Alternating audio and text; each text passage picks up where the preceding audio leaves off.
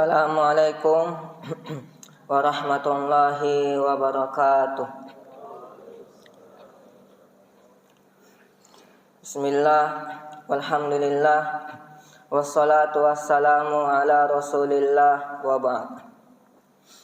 Puji dan syukur senantiasa kita panjatkan kehadirat Allah Subhanahu wa taala yang telah memberikan kepada kita banyak kenikmatannya, dan di antara kenikmatannya yang sangat besar ialah nikmat iman dan Islam, sehingga kita masih dapat berkumpul di tempat yang berbahagia ini. Salawat dan salam semoga senantiasa tercurahkan kepada baginda kita Rasulullah Muhammad sallallahu alaihi wasallam. Jamaah subuh rahimakumullah. Kata ujian, kata musibah sudah tidak asing lagi di telinga kita. Yang mana baik itu Allah Subhanahu wa taala berikan musibah itu kepada kita, kepada keluarga kita, kepada anak-anak kita, maupun kepada orang yang ada di sekitar kita. Yang dimana banyak orang yang tidak mampu menjalankan ujian tersebut. Banyak orang yang tidak mampu menuntaskan musibah tersebut. Karena sejatinya manusia menginginkan kehidupan yang berbahagia, kehidupan yang lurus, kehidupan yang tidak sulit. Maka sebagai seorang muslim, patutlah kita mengetahui apa yang Allah Subhanahu wa taala hendak kita dapatkan dari musibah yang Allah Subhanahu wa taala berikan kepada kita. Karena kita harus mengetahui apa yang Allah Subhanahu wa taala inginkan dari musibah yang telah kita dapatkan, agar kita dapat menjalankan musibah tersebut dengan baik. Yang pertama, Allah Subhanahu wa taala menginginkan dengan musibah tersebut Allah Subhanahu wa taala menggugurkan dosa-dosa kita. Allah Subhanahu wa taala berfirman dalam Quran surah Asy-Syura ayat 30. Wa ma asabakum min musibah fabima kasabat aydikum wa ya'fu an katsir. Yang artinya, dan musibah apa saja yang menimpa kalian, maka itu disebabkan oleh ulah-ulah kalian. Dari ayat ini kita dapat mengambil pelajaran bahwa musibah yang menimpa kita tidak lain dan tidak bukan ialah disebabkan oleh ulah-ulah kita sendiri. Wa ya'fu an katsir. Dan Allah Subhanahu wa taala berfirman, dan kami memaafkan banyak dari kesalahan kalian. Karena seandainya Allah Subhanahu wa taala ingin menghukum semua kesalahan yang telah kita lakukan, ingin menghukum semua perbuatan yang telah kita lakukan, maka Allah Subhanahu wa taala berfirman, walau yu'akhirullahu an-nas bima kasabu ma taraka ala dhahriha min dabbah. Dan sekiranya kami ingin menghukum manusia disebabkan karena perbuatan yang telah mereka lakukan, maka tidak akan ada lagi makhluk yang hidup di muka bumi ini. Dan Allah Subhanahu wa taala tidak hanya memberikan musibah kepada kita, akan tetapi dengan musibah tersebut Allah Subhanahu wa taala menggugurkan dosa-dosa kita. Sebagaimana sabda Nabi sallallahu alaihi wasallam yang diriwayatkan oleh Imam Bukhari dari sahabat Abu Hurairah radhiyallahu anhu, "Ma yusibul muslim min nasabin wala wasabin wala hammin wala huznin wala adhan wala ghammin hatta syauka yushakuha illa kafarallahu biha min khotoyahu." Yang artinya, tidak ada penyakit, kesedihan dan musibah yang menimpa seorang muslim hingga duri yang menusuknya, melainkan dengan itu Allah Subhanahu wa taala menggugurkan dosa-dosanya. Dalam hadis lain, Nabi sallallahu alaihi wasallam bersabda, "Ma yazalul bala'u bil mu'min wal mu'minah fi nafsihi wa waladihi wa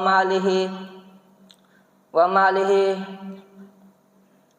hatta yalqallaha wa ma alaihi khati'atuh." Musibah akan senantiasa menimpa seorang mukmin baik itu pada dirinya, anaknya, keluarganya, sampai ia bertemu dengan Allah Subhanahu wa taala dalam keadaan tidak membawa dosa sedikit pun. Yang kedua, hikmah di balik musibah yang Allah Subhanahu wa taala berikan kepada kita ialah sebagai parameter kesabaran seseorang. Telah diketahui bersama bahwa jika tidak ada yang namanya ujian, tidak ada yang namanya musibah, maka tidak akan nampak keutamaan kesabaran. Jika kesabaran sudah ada pada diri seseorang, maka akan mengikutinya banyak kebaikan. Dan jika kesabaran sudah tidak ada pada diri seseorang, maka akan sedikit pula kebaikan yang menyertainya, bahkan keburukan yang akan menyertainya. Nabi SAW bersabda, "Izamil bala, izamil jaza ma'izamil bala, wa inna Allaha idza ahabba qauman ibtalahum, faman radiya falahu ridha, wa man sakhita falahu sukh." Yang artinya sesungguhnya besarnya pahala tergantung besarnya ujian yang Allah Subhanahu wa taala berikan.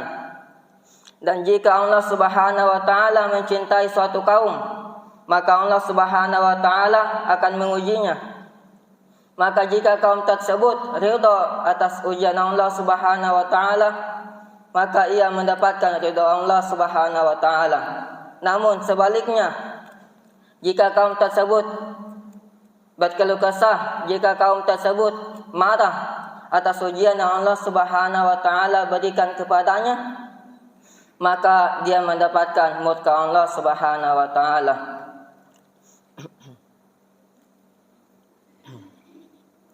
Jamaah sekalian rahimakumullah, apabila seseorang hamba ditimpa musibah oleh Allah Subhanahu wa taala dan ia tetap sabar dan tetap teguh keimanannya, maka ia akan dicatat sebagai orang-orang yang sabar. Dan jika kesabaran itu melahirkan sikap ridha atas keputusan Allah Subhanahu wa taala, maka ia akan termasuk orang-orang yang ridha. Dan jika dengan ujian tersebut memunculkan sikap syukur dan puji kepada Allah Subhanahu wa taala, maka ia akan termasuk orang-orang yang sabar, orang yang bersyukur kepada Allah Subhanahu wa taala. Dan jika kesabaran dan kesyukuran sudah ada pada diri seorang mukmin, maka segala urusannya akan menjadi baik. Sebagaimana Nabi sallallahu alaihi wasallam bersabda, "Sungguh menakjubkan kondisi seorang mukmin yang kondisi tersebut hanya ada pada orang mukmin. Sesungguhnya seluruh urusannya adalah baik. Jika ia ditimpa kesenangan, jika ia memperoleh kelapangan, maka ia bersyukur, maka itu baik baginya. Dan jika ia ditimpa musibah, ia ditimpa kemelaratan, ia bersabar, maka itu baik baginya." Yang ketiga, dengan musibah Allah Subhanahu wa taala, ingin kita kembali kepada Allah Subhanahu wa taala, ingin kita kembali kepadanya. Allah Subhanahu wa taala berfirman dalam Quran surah Fussilat ayat 51, "Wa idza an'amna 'alal insan a'rada wa na'a bi janibi." Dan jika kami memberikan kenikmatan kepada manusia, maka ia berpaling dan menjauhkan diri dari kami. Wa idza massahu syarru fadhu du'ain arid. Dan jika ia ditimpa kesusahan, maka ia memperbanyak doa kepada kami. Dari ayat ini Allah Subhanahu wa taala memberitahukan ciri manusia kepada kita bahwa jika kita ditimpa kesenangan, maka kebanyakan dari kita berpaling dari Allah Subhanahu wa taala, menjauhkan diri dari Allah Subhanahu wa taala. Akan tetapi sebaliknya, jika kita ditimpa musibah, maka kita akan kembali kepada Allah Subhanahu wa taala dan memperbanyak doa kepada Allah Subhanahu wa taala. Yang dimana kembali kepada Allah Subhanahu wa taala ini adalah sesuatu yang sangat besar, sesuatu yang sangat berharga dibandingkan hilangnya musibah yang telah kita dapatkan. Sebagai penutup,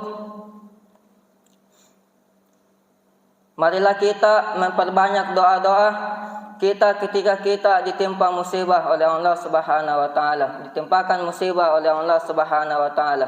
Sebagaimana Nabi Ayub alaihissalam, Allah Subhanahu wa taala berfirman, "Wa ayyuba idz nada rabbahu anni massani ad-durru wa anta arhamur rahimin." Dan ketika Ayub berdoa kepada Rabb-Nya, sesungguhnya aku ditimpa musibah dan Engkau sebaik-baik Maha Penyayang. Mungkin hanya ini yang bisa saya sampaikan, kurang dan lebihnya mohon dimaafkan. Wabillahi taufiq wal hidayah. Wassalamualaikum warahmatullahi wabarakatuh.